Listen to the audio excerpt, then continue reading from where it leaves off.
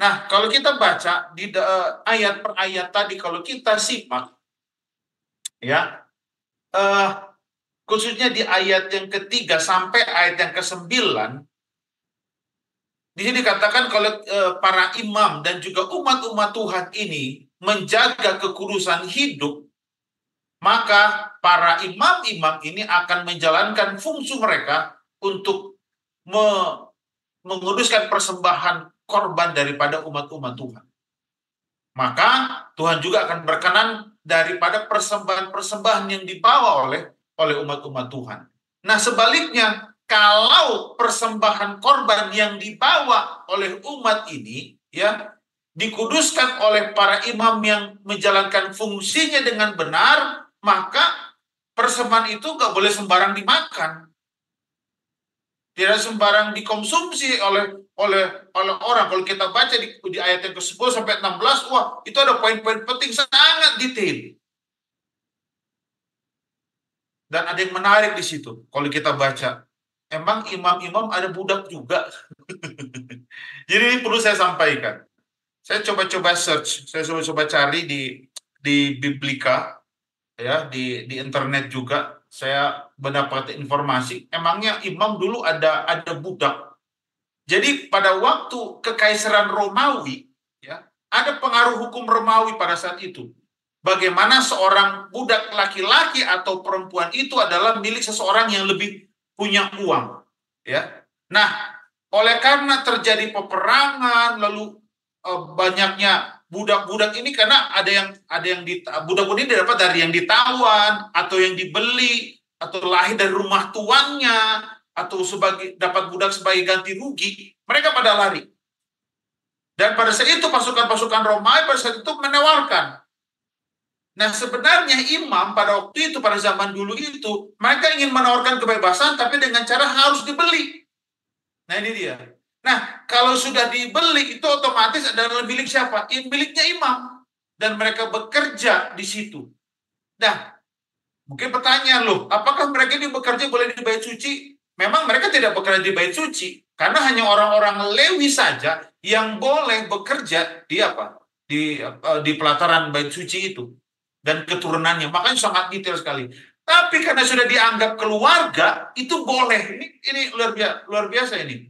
Bagaimana sangat dikhususkan, tidak sembarang untuk dikonsumsi korban-korban itu. Bahkan orang awam pun dilarang memakan korban kudus. Ini dia. Kecuali mereka yang ada dalam keluarga imam. Lalu lebih detail lagi. Anak perempuan imam, misalnya seorang pastor atau imam, punya anak wanita. Dia menikah dengan orang awam. Ini nggak boleh. Karena, ya mungkin kayak kita ya, kalau anak gadis, nggak bawa-bawa marga kan. Jadi dia ikut suaminya. Bukan cuma sekarang aja ya. Zaman dulu pun begitu. Waktu imam-imam, karena dia punya anak gadis, dia ikut suaminya. Jadi awam. Dilarang juga untuk memakan makanan persembahan korban itu. Karena itu telah menjadi awam. Dan tugas imam pada waktu itu adalah memastikan bahwa tidak ada pelanggaran terhadap peraturan yang dibuat, di mana Tuhan firmankan ini kepada Musa. Jadi artinya imam dan juga umat, hidup mereka itu harus saling menguduskan satu dengan yang lain. Nah, kalau kita baca dalam perikop ini, kita dapati bahwa memang betul Allah tidak main-main untuk menuntut kekudusan bagi para imam. Sebenarnya tuntutan Allah nggak berlebihan sebenarnya. Karena kenapa? Karena tugas yang harus dijalankan oleh imam ini adalah tugas yang kudus. Jadi otomatis juga bahwa kehidupan imam itu juga harus kehidupan yang kudus. Memang betul, manusia tidak ada yang sempurna. Imam juga nggak ada yang sempurna. Tapi kalau mereka dianggap najis dalam tanda kutip, mereka harus mengikuti aturan yang Allah berikan. Mereka harus mentahirkan diri mereka. Zaman dulu ada cara mentahirkan diri mereka. Nah, Ada tambahan juga, dalam perikop ini ada beberapa hal penting. Yang pertama, ada dampak akibat kenajisan yang dilakukan oleh para imam. Ya, dampaknya. Karena mereka dilarang untuk menjamah hal-hal yang tidak kudus, ya. Atau menjamah hal-hal yang kudus, tidak sembarang juga. Dan kita ketahui bahwa dalam perikop ini pertama dialamatkan khusus bagi para imam. Ya. Ada konsekuensinya pelanggaran ini.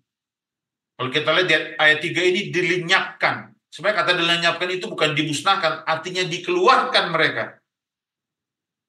Dilenyapkan artinya dikeluarkan mereka dari komunitas itu. Lalu katanya lalu konsekuensinya dinajiskan dengan waktu yang panjang. Mungkin kalau kita sekarang ya ada hukuman celaan, ada hukuman ini peraturan jemaat ya ada itu ya. Dan bahkan sampai ayat yang 9 ini meninggal dunia. Jadi ini nggak main-main ya terhadap pelayan-pelayan Tuhan, imam-imam. Dan mereka juga diingatkan supaya jangan bersalah dalam hal korban itu.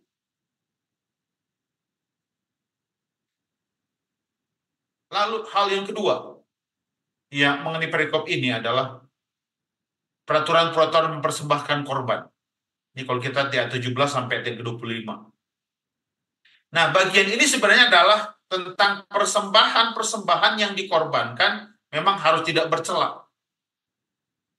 Pertama dialamatkan juga pada para imam dan juga umat. Perhatikan bagaimana korban itu dikatakan bahwa ada prinsip asasi untuk semua korban. Itu sama. Artinya dalam korban yang cacat nggak bisa dipakai. Nggak berkenan ya. Karena di situ ada disebutkan bahwa orang yang membawa korban cacat ini tidak dihukum, tetapi tujuan korbannya gagal. Nggak bisa dipersembahkan. Kenapa? Karena tidak mengadakan hubungan baik antara Allah dengan dirinya. Kenapa? Allah sudah tetapkan, nggak boleh ini, nggak boleh ini. Kalau dilanggar, berarti nggak bisa, nggak berkenan. Kita lihat ya bagaimana sangat detail. Kalau tidak sesuai dengan aturan yang berlaku, emang tidak berkenan. Ada orang yang hatinya tulus ya mungkin ya. Tapi kalau tidak sesuai dengan apa yang disampaikan Tuhan, nggak berkenan. Jadi ada orang yang bagian untuk ngecek-ngecek ini. Ngecek-ngecek mana yang tidak sesuai korban yang dibawa. Ada imam yang ngecek ini. Nah, Bapak Ibu Saudara sekalian, pada malam hari ini kita belajar bahwa sebenarnya nggak ada imam yang tidak sempurna. Artinya tidak ada imam yang sempurna menjalankan ketetapan-ketetapan Allah. Ada saja. Hanya satu imam agung yang sempurna, yaitu siapa? Yesus Kristus sendiri. Yang mau menjalankan ketetapan-ketetapan Allah. Yesus sendiri yang tidak bercacat celah. Dalam perikop ini mari kita renungkan bagaimana kehidupan kita untuk selalu dengan penuh keterbatasan, mari kita ikuti ketetapan-ketetapan apa yang Tuhan berikan. Kadang-kadang kita mau dengan caranya kita, tapi nggak sesuai dengan kebenaran firman Tuhan. Karena apa yang menurut dia baik, belum tentu baik menurut Tuhan. Tapi apa yang terbaik menurut Tuhan, sudah pasti yang terbaik. Nah ini dia. Kalau menurut kita baik, belum tentu menurut kebenaran firman Tuhan itu baik. Tapi kalau apa yang Tuhan katakan itu benar, sudah pasti benar. Nah ini dia. Jadi Bapak Ibu Saudara sekalian, marilah kita hidup kudus. Mengikuti akan ketetapan-ketetapan yang Tuhan berikan. Mari kita ikuti. Bukan karena kemauan kita sendiri. Dan betul, memang kita, jangankan para imam, bahkan umat tidak ada yang sempurna. Semua kita memiliki keterbatasan. Kita memiliki kekurangan. Imam pun disuruh untuk mentahirkan dirinya sendiri. Umat pun diperintahkan untuk mentahirkan dirinya juga. supaya hidup kudus. Dengan cara apa kita mentahirkan diri kita? Dengan mengakui dosa-dosa kita di hadapan Tuhan. Kalau ada pertanyaan atau tambahkan, kami persilahkan